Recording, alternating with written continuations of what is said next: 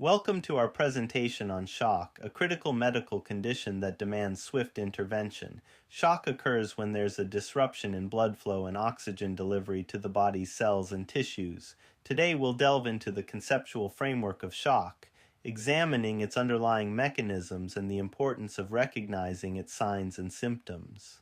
By understanding the different types of shock and their distinct characteristics, we can better equip ourselves to provide timely and effective treatment. Join us as we explore the strategies for managing this life-threatening condition. Let's dive deeper into the shock equation. Shock is a pathological state that directly leads to hypoxia, a lack of oxygen supply to the body's cells and tissues. This occurs due to a disruption in blood perfusion, the process responsible for delivering oxygen to the body cells and tissues. As a result, the body's vital organs are deprived of the oxygen they need to function properly. Recognizing the signs and symptoms of shock is crucial.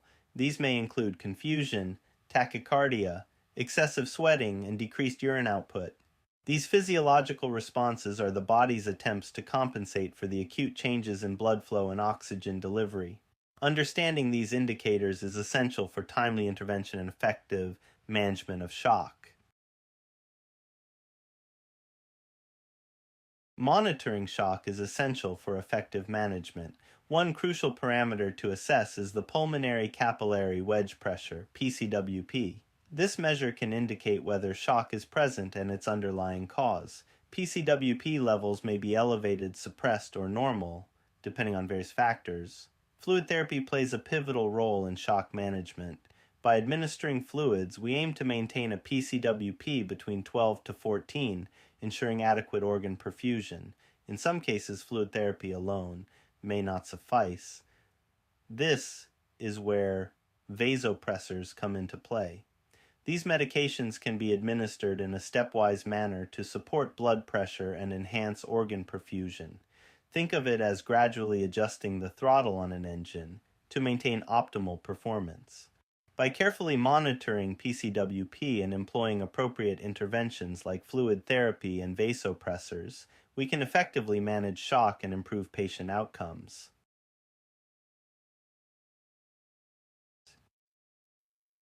Let's distinguish between two common types of shock, anaphylactic shock and septic shock. While both present with similar parameters, increased cardiac output and decreased systemic vascular resistance, their management strategies differ significantly.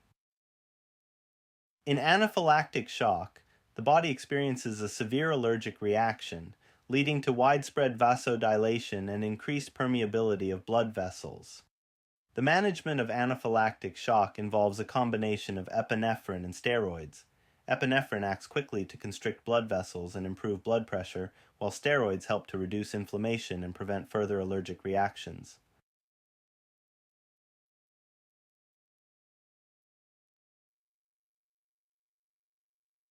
On the other hand, septic shock arises from a severe bacterial infection that triggers a systemic inflammatory response.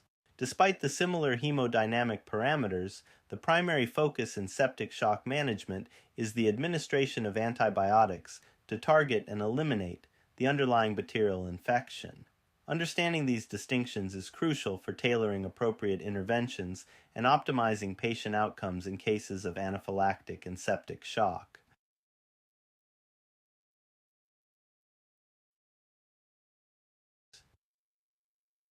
Let's compare two distinct types of shock, cardiogenic shock and tamponade shock. While both present with similar hemodynamic characteristics, increased pulmonary capillary wedge pressure, decreased cardiac output, and increased systemic vascular resistance, their underlying causes and management strategies differ significantly. Cardiogenic shock typically arises from a failure of the heart's pumping ability, leading to inadequate blood flow to the body's organs and tissues.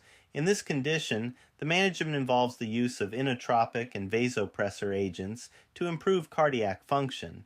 Additional interventions, such as an intra-aortic balloon pump or, in severe cases, cardiac transplantation, may be necessary to support heart function and restore hemodynamic stability. Tamponade shock, on the other hand, results from the accumulation of fluid in the pericardial sac. compressing the heart and impairing its ability to pump blood effectively. While the hemodynamic parameters may resemble those of cardiogenic shock, the mainstay of treatment for tamponade shock involves addressing the underlying cause. This often includes administration of oxygen, close monitoring, and prompt pericardiocentesis, a procedure to drain the fluid from the pericardial sac and relieve the pressure on the heart. Understanding the distinctions between cardiogenic shock and tamponade shock is crucial for initiating appropriate interventions and optimizing patient outcomes in these critical conditions. Now, let's explore hypovolemic shock, a critical condition characterized by a significant decrease in blood volume.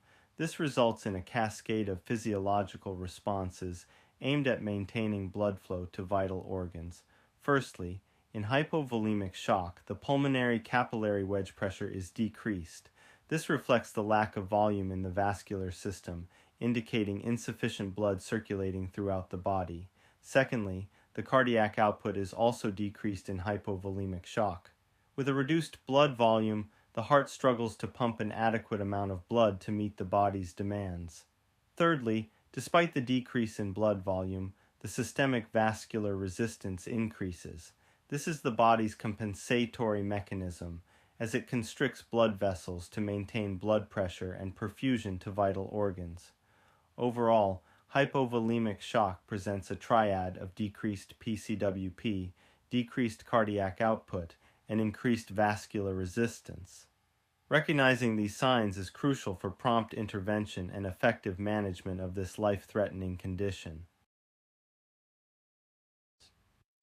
Slide 7 brings us to a critical condition, pulmonary embolism shock. This occurs when a blood clot becomes lodged in the pulmonary vasculature, obstructing blood flow to the lungs and impeding the heart's ability to pump effectively. One hallmark of pulmonary embolism shock is a decreased cardiac output. The obstruction in the pulmonary vasculature hampers the heart's ability to pump blood efficiently, leading to decreased cardiac output. Interestingly, despite the decreased cardiac output, the pulmonary capillary wedge pressure, PCWP, remains normal in cases of massive pulmonary embolism. This is due to the unique pathophysiological mechanism involved, distinguishing it from other types of shock. Additionally, the systemic vascular resistance increases as the body attempts to compensate for the decreased cardiac output, further exacerbating the hemodynamic instability. In terms of management, thrombolysis, or, if the patient is not a suitable candidate for thrombolysis, surgical embolectomy is typically employed. These interventions aim to dissolve or remove the obstructing blood clot, restoring blood flow to the lungs and improving hemodynamic stability. Recognizing the signs and symptoms of pulmonary embolism, shock is crucial for prompt diagnosis and initiation of appropriate interventions to prevent further complications and optimize patient outcomes. As we conclude our discussion, let's summarize the key points we've covered regarding shock management. 1. Shock. Shock is characterized by a disruption in blood flow and oxygen delivery, leading to hypoxia, a critical condition that demands prompt intervention. 2. Fluid therapy. Fluid therapy serves as the primary step in managing shock, with the goal of maintaining the pulmonary capillary wedge pressure, PCWP, between 12 to 14. Adequate fluid resuscitation is crucial for restoring blood volume and optimizing organ perfusion. 3. Vasopressors. In cases where fluid therapy alone is insufficient to maintain hemodynamic stability, vasopressors are utilized in a stepwise manner. These medications help support blood pressure and enhance organ perfusion by constricting blood vessels. 4. Tailored treatment. It's essential to recognize that shock encompasses various types, each with its own unique characteristics and management strategies. Tailored interventions, such as epinephrine and steroids for anaphylactic shock, antibiotics for septic shock, or thrombolysis for pulmonary embolism are necessary to address the specific underlying causes and optimize patient outcomes. By understanding the underlying mechanisms of shock, implementing appropriate interventions, and tailoring treatment to the individual patient's needs, we can effectively manage this life-threatening condition and improve patient outcomes,